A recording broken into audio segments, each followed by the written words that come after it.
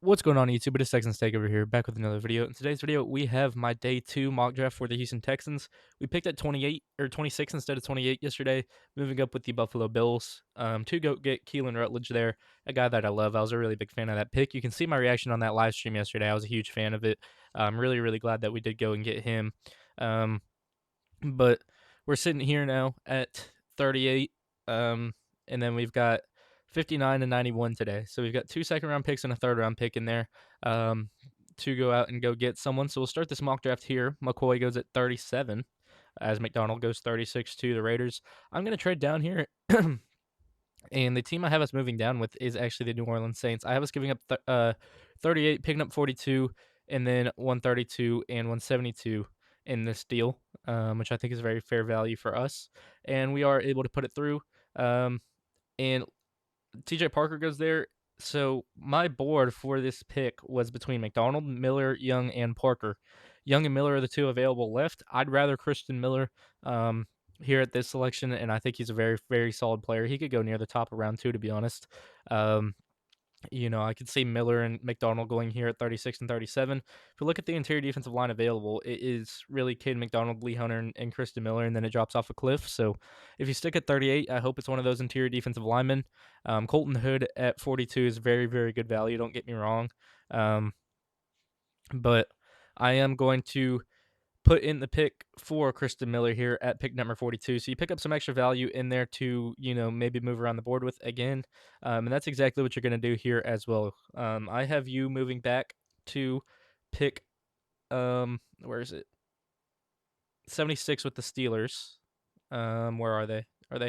Oh, they're offering. That's why they're all the way up there.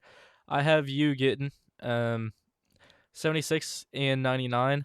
Or no, I have you giving up 59 for 76 and 185, and then you give up 132 that you got in that deal to move back. So you now have 3 third-round picks, and what you're going to do with this is you're going to move around the board. So you can see Deny go there, but you see that Derek Moore's still available. And I think you go and get your guy here at 71 to the Commanders. So you're going to allow them to pick up some extra draft capital that they don't have. And you could realistically give up 172 if you wanted to, but I'll be fair. We're going to give up 147. We're going to get back 187 in this one. And you move up to go get Derek Moore here at pick 60 or 71. I have this denied in a sentence at the top of my board here. And then I have Oscar Delp, Sam Roush, Kieran Crawford, Marco Bell, DeJon Stribling, and Antonio Williams near the top of my board as well. So this, you're getting Derek Moore just because he's here, but I would assume this would be Sutton. You could definitely make that trade up to 67 too if you think the Eagles are going edge.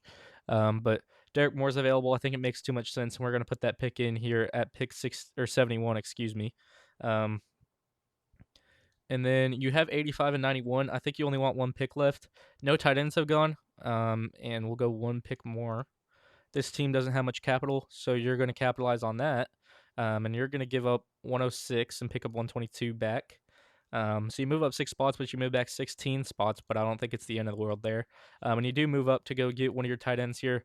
You've got Miller, you've got Moore, you've got Rutledge, and now you go get your tight end. I'm going to go Oscar Delp here. He's the top tight end on my board. I have it as Sadiq, and then I actually did move Delp to my tight end too. And then I have Roush, Raridon, and then Claire. But I'm going to go get my guy in Oscar Delp here at pick 79. And then we have one pick remaining here at 91. So you can go get your skill guy if you really want to. Sam Roush is still available too, which is interesting. Anthony Hill does go at 85. I think that's something you can consider. But here at 91, sorry, this is going to be quite a short video because you're only making 4 selections here. I'll talk about them in depth, obviously, though. Here at 91, you could realistically go with your running back. You could go offensive tackle. I had Markel Bell on that board that I talked about. I have DeJon Stribling there as well, but I think he'll be gone by this point. Maybe you can just give him some recognition and go with him here.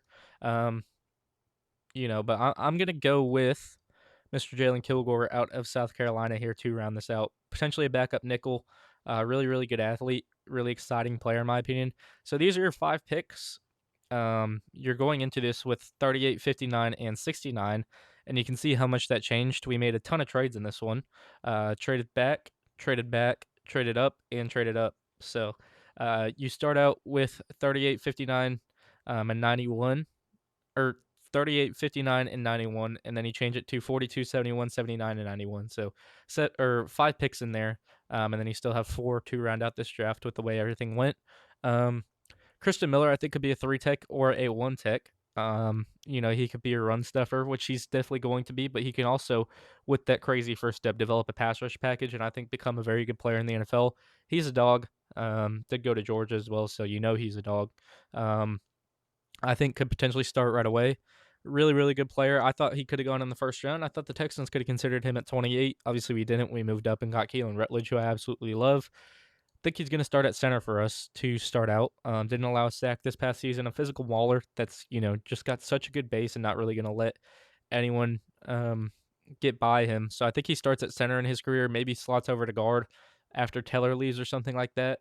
Obviously, that's in 2 years or 3 years, so it's not anything immediate. But he's going to be a starter right away. He could be an All-Pro center at the end of the day. And if you get that at 26, I think that's a home run pick no matter what. If you get an All-Pro on your offensive line. Kristen Miller, again, such a good player. I think would slot in and start right away. I wouldn't be mad if we just get him at 38, but with the way the board was falling there, I could see someone like the Saints moving up. Not for Denzel Boston because they went with receiver yesterday, but um, someone at linebacker. Um, like if CJ Allen begins to fall, I think the Saints could really consider moving up for him, or Jacob Rodriguez, which is my thinking. He did go all the way down here at 50, but I think the Saints could consider moving up to go get him. Um, maybe it's Jermon McCoy because they need help on the boundary. Maybe it's Avion Terrell so they can have a nickel. But I think the Saints are a team that really makes sense to move up just because they need to improve their roster. Um, so that's why I had them moving up. I think Sarah's going to move around the board a lot today, which I had in this one. I had him moving in pretty much every single pick. But, um, you know, McDonald's great. I would love him at 38. I'd love Miller at 38. Hunter, I'm not too big on. I'd rather Parker or Young if they're there at 38. But Derek Moore, I think, is going to be a rotational pass rusher to start out, and then he can eventually develop into, um,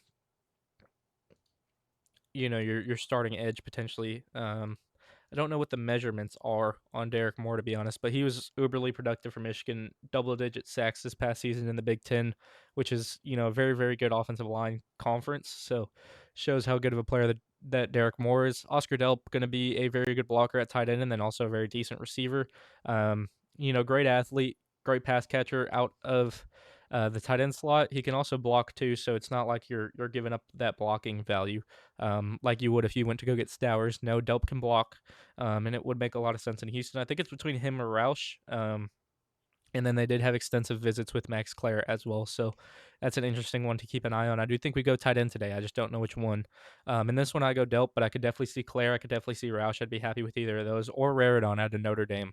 One of those four, as long as it's not Stowers. I wouldn't mind Borkirkshire. But one of those four tight ends I named between Delp, Roush, Clare, or Raridon I'd like.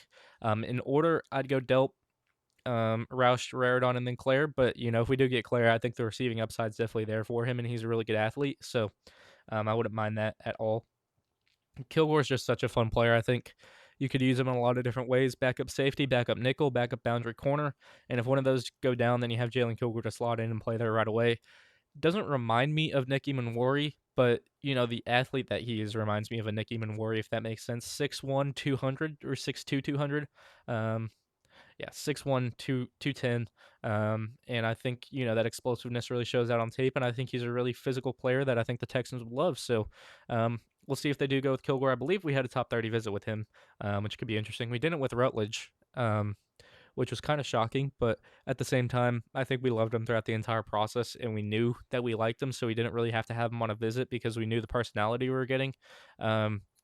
But yeah, let me know what y'all think if this was the day 2 selections in today's draft. Um, if y'all like it, if y'all don't like it, let me know down in the comment section below.